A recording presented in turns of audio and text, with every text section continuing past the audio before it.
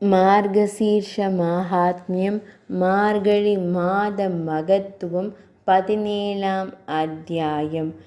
வடமதுரையின் மகத்துவம். குறிப்பு: வடமதுரையின் இந்த ஸ்தல புராணத்திற்கும் இந்த மார்கழி மாத மகாத்மியத்திற்கும் அற்புதமான தொடர்பு உள்ளது.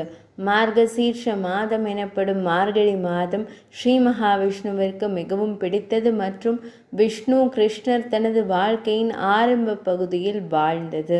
பிரம்மதேவர் கூறினார்: தேவர்களின் தலைவரே, மார்கழி மாதம் மிகவும் கொண்டாடப்படும் புனித இடம் எது?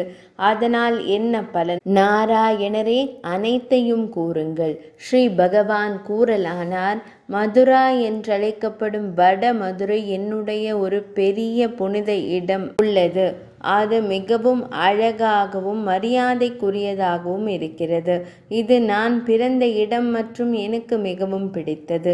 வடமதுரையில் 4 முகம் கொண்ட பிரம்மதேவரே, ஒரு பக்தர் ஒவ்வொரு அடியிலும் ஒரு தீர்த்தத்தின் தகுதியை பெறுகிறார். மனிதன் எங்கு புனித நீராடினாலும் அவன் பயங்கரமான பாவங்களிலிருந்து விடுபடுகிறான். மகனே பிரம்மதேவா, வடமதுரை பாவங்களை அழிப்பவள். பக்தியும் நல்லொழுக்கமும் இல்லாத பொல்லாத ஆன்மாக்களை உடைய மனிதர்களால் நரகத்தில் படும் வேதனையை இது நீக்குகிறது. நன்றி கெட்டவர், குடிக்கு அடிமையானவர், திருடன் மற்றும் புனித சபதம் நடுவில் குறுக்கிட்டு உடைக்கப்பட்ட ஒரு மனிதன் வடமதுரையை அடைந்தவுடன் பயங்கரமான பாவங்களிலிருந்து விடுவிக்கப்படுகிறான். சூரிய உதயத்தில் இருள் மறைவது போலவும், இடிக்கு பயந்து மலைகள் ஓடுவது போலவும், கருடனை கண்டு பாம்புகள் அழிந்து போவது போலவும், காற்றினால் மேகங்கள் சிதறி கிடப்பது போலவும் உலக அறிவினால் துன்பம் விலகும். உண்மையில் யானைகள் சிங்கத்தை கண்டு ஓடுவது போல வடமதுரையை கண்டு பாவங்களும் அழிந்துவிடும். மகனே, மதுராபுரியை பார்த்தவுடன் நம்பிக்கையும் பக்தியும் கொண்ட ஒரு மனிதன் பிராமணனை கொன்றவனாக இருந்தாலும் தூய்மையானவனாகிறான். மற்ற பாவிகளை பற்றி ஒருவர் என்னதான் கூற வேண்டும்? வடமதுரையில் புனித நீராட விரும்புபவனின் உடலை விட்டு பாவங்கள் விரக்தி அடைந்து படிப்படியாக சென்றுவிடும். மக்கள் வடமதுரைக்கு சாதாரணமாகவோ அல்லது ஏதேனும் வியாபார விஷயங்களுக்காகவோ அல்லது சேவைக்காகவோ சென்றாலும் வடமதுரையில் புனித நீராடுவதால் மட்டுமே பாவங்களை போக்கிக் கொண்டு ஸ்வர்க்கத்திற்கு செல்கிறார்கள். இந்த நகரத்தின் பெயரை உச்சரிப்பவர்கள் கூட சந்தேகத்திற்கு இடமின்றி முக்தி அடைவார்கள். அங்கே நிரந்தர கிருத்த யுகம் இருக்கிறது. அங்கே எப்போதும் உத்தராயணம், சூரியனின் வடக்கு பயணத்தின் காலம் உள்ளது. வடமதுரையில் உள்ள எனது ஆலயத்தை பற்றி இன்னொருவரால் கூறப்படுவதை கேள்விப்படுபவன் பாவங்களிலிருந்து விடுபடுகிறான். 3 இரவுகள் அங்கே தங்கியிருக்கும் அந்த மனிதர்களின் கால்களில் இருந்து துகள்களை பார்த்தாலோ அல்லது தொட்டாலோ, மகனே பிரம்மதேவா, அவை எல்லாவற்றையும் புனிதப்படுத்துகிறது. நெருப்பின் ஜுவாலைகள் புல் கொத்துக்களை எரிப்பது போல வடமதுரை நகரம் பெரும் பாவங்களை எரிக்கிறது. வடமதுரையின் அனைத்து மண்டலங்களிலும் புனித நீராடுவது பலனை கூட்டுவதாகவும், அனைத்து தீர்த்தங்களில் நீராடினால் கிடைக்கும் புண்ணியத்தை விட அதன் பலன் மேன்மையானதாகவும் கூறப்படுகிறது. வடமதுரையை நினைவு கூறும் ஆண்கள் 4 வேதங்களை படிப்பதன் மூலம் கிடைக்கும் தகுதியை பெறுகிறார்கள். வேறு இடத்தில் செய்த பாவம் ஒரு தீர்த்தத்தை நெருங்கும் போது அழிந்துவிடும். தீர்த்தங்களில் செய்த பாவம் நிரந்தரமாக தங்கிவிடும். வடமதுரையில் செய்த பாவம் அந்த இடத்திலேயே வடமதுரையிலேயே அழிகிறது. அங்கு தங்கியிருப்பதன் மூலம் ஒரு மனிதன் வாழ்க்கையின் அனைத்து நோக்கங்களையும், அதாவது அறம், செல்வம், அன்பு மற்றும் முக்தி ஆகியவற்றை பெறுகிறான். மற்ற இடங்களில் 10 வருடங்கள் எடுக்கும் பாவம் 4 முகம் கொண்டவரே, வடமதுரையின் புனித திருத்தலத்தில் 10 நாட்கள் மட்டுமே ஆகும். வடமதுரையை போல் எனக்கு எப்போதும் பிரியமானது ஸ்வர்க்கத்திலோ நிராலோகங்களிலோ ஆகாயத்திலோ மரண உலகத்திலோ எதுவுமே இல்லை. வடமதுரையின் புனித ஸ்தலமானது மற்ற எல்லா தீர்த்தங்களையும் விட பெரியது. 33,000 ஆண்டுகள் என்னால் மாடு மேய்ப்பவர்களுடன் சிறு வயதில் விளையாட்டில் ஈடுபட்ட இடம் அது. வடமதுரையை நினைவு செய்வதன் மூலம் பாரத உபகண்டம் முழுவதும் உள்ள அதே தகுதியை ஒருவர் அடைகிறார். மகனே பிரம்மதேவா, சூரிய கிரகணத்தின் போது சன்னிஹதி நதியில் கிடைக்கும் புண்ணியத்தை விட வடமதுரையில் தினமும் ஒருவன் அடைகிறான். வடமதுரை நகரத்தில் மகனே, முழு 1000 வருடங்களில் தீர்த்தராஜ பிரயாகையில் கிடைக்கும் புண்ணியத்தை ஒருவர் மார்கழி மாதத்தில் பெறுகிறார். மார்கழி மாதத்தில் ஒரு நாளில் மகனே, ஒரு முழு 1000 ஆண்டு காலத்தில் வாரணாசியில் கிடைக்கும் புண்ணியத்தை வடமதுரையில் அடைகிறான்.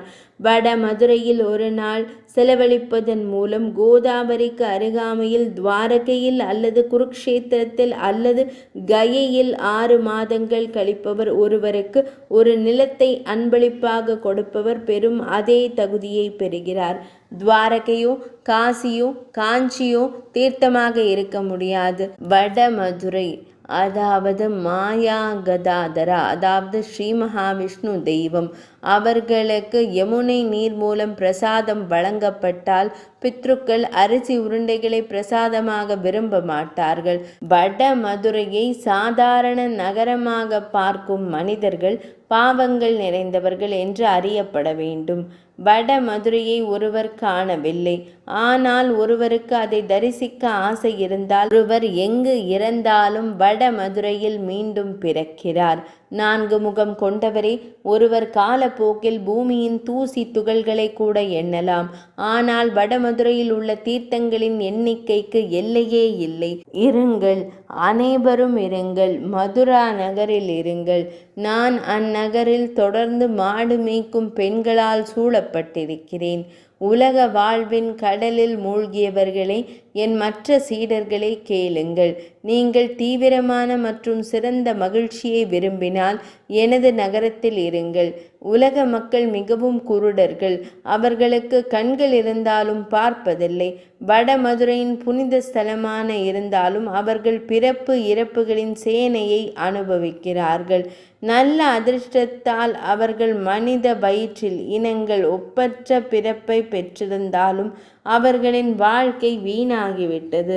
வடமதுரை நகரம் அவர்களால் பார்க்கப்படவில்லை.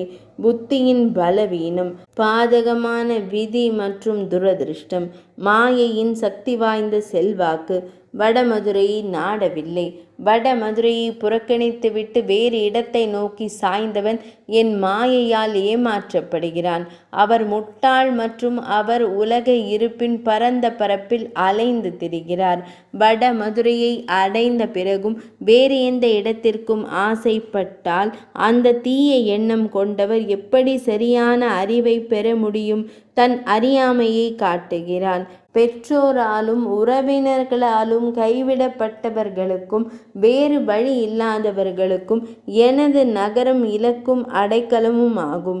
திரளான பாவங்களால் மூழ்கியவர்களுக்கும் வறுமையால் துவண்டு போனவர்களுக்கும் வேறு இடமில்லாதவர்களுக்கும் என் நகரம் இலக்கும் அடைக்கலமும் ஆகும்.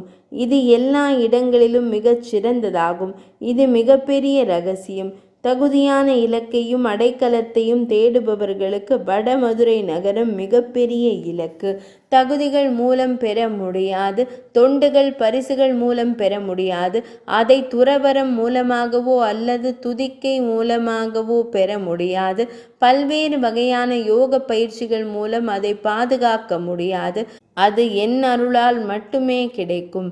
வடமதுரையில் என் மீது உறுதியான பக்தி உள்ளவர்களும் எனக்கு போதிய தயவும் உள்ளவர்களால் மட்டுமே நல்ல நிலையை அடைய முடியும். வடமதுரையில் தனது வாழ்க்கையை துறப்பவர் பிரம்மத்தை உணர்ந்த யோக சக்தியை கொண்ட ஒரு கற்றறிந்தவர் அடையும் இலக்கை அடைகிறார். காசி போன்ற நகரங்கள் உள்ளன, ஆனால் மிகவும் புண்ணியமானது வடமதுரை மட்டுமே. 4 வழிகளில். அது யாதெனில், பிறந்து புனித நூல் சடங்குகளை நிறைவேற்றுவது, பலவற்றை கடைபிடிப்பது, சபதம் மற்றும் தொண்டு பரிசுகளை செய்தல். யோக பயிற்சிகளால் நூற்றுக்கணக்கான மன்மந்திரங்கள் செய்தாலும் அடைய முடியாத லட்சியத்தை என் அனுகூலத்தால் இங்கு எளிதாக அடையலாம். பாவங்களுக்கு பயமில்லாத, யமனுக்கு பயப்பட வேண்டிய அவசியமில்லாத, கருவறையில் தங்கும் பயம் அதாவது மறுபிறப்பு இல்லாத அந்த புண்ணிய ஸ்தலத்தை யார் நாடமாட்டார்கள்? வடமதுரையிலிருந்து பெறப்பட்ட புண்ணியத்தையும் அதன் பலனையும் கேளுங்கள். அந்த புழுக்கள், வெட்டுக்கிளிகள், அந்து பூச்சிகள் போன்றவை வடமதுரைக்கு வந்து இறக்கின்றன. அவை 4 கரம் கொண்டவை ஆகின்றன. அதாவது ஸ்ரீ மகாவிஷ்ணுவின் அதே வடிவம் கொண்டவை. அதாவது சாரூபிய வகை விடுதலை. கரையிலிருந்து விழும் மரங்கள் மிகப்பெரிய இலக்கை அடைகின்றன. ஊமைகள், மந்தமானவர்கள், குருடர்கள் மற்றும் காது கேளாதவர்கள், தவம் மற்றும் புனிதமான அனுஷ்டானங்கள் இல்லாதவர்கள் மற்றும் காலப்போக்கில் இறந்தவர்கள் என் உலகத்திற்கு செல்கிறார்கள். பாம்பு கடித்தவர்கள், விலங்குகளால் கொல்லப்பட்டவர்கள், நெருப்பிலும் நீரிலும் அழிந்தவர்கள் மற்றும் வடமதுரையில் அகால அல்லது தற்செயலாக இறந்தவர்கள் என் உலகத்திற்கு செல்கிறார்கள். உண்மை. சிறந்த முனிவரே, என் மரியாதையில் நான் கூறுவது உண்மைதான். வடமதுரையைப் போல் ஒருவன் விரும்பும் அனைத்தையும் தரும் இடம் வேறு எதுவும் இல்லை. வாழ்க்கையின் 3 நோக்கங்கள்: அறம், செல்வம் மற்றும் அன்பு. விரும்பும் நபர்களுக்கு அருளும் வடமதுரையை எந்த கற்றவர் நாடமாட்டார்? முக்தியை விரும்புவோருக்கு முக்தியையும் பக்தியை விரும்புவோருக்கு பக்தியையும் அருளும். இந்த அனைத்து குணாதிசயங்களும் நல்ல அம்சங்களும் கொண்ட மதுரா நகரத்தை மார்கசீர்ஷ மாதத்தில் நாட வேண்டும். அது கிடைக்காவிட்டால் உத்தரவுகளின்படி புஷ்கரத்தை நாட வேண்டும்.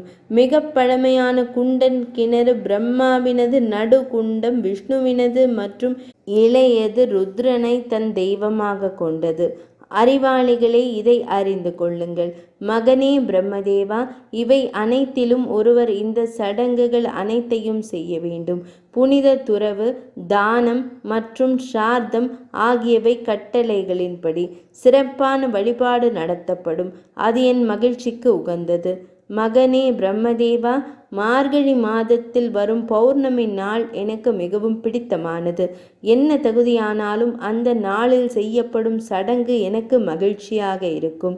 பௌர்ணமி நாளில் மகனே, ஒருவன் இந்த தொண்டு பரிசுகள் அனைத்தையும் செய்ய வேண்டும். பசுக்கள் பரிசு, உணவு பரிசு, தங்கம் மற்றும் நிலம் பரிசு. மார்கழி மாதம் பௌர்ணமி நாளில் வீடு காணிக்கை கொடுக்க வேண்டும்.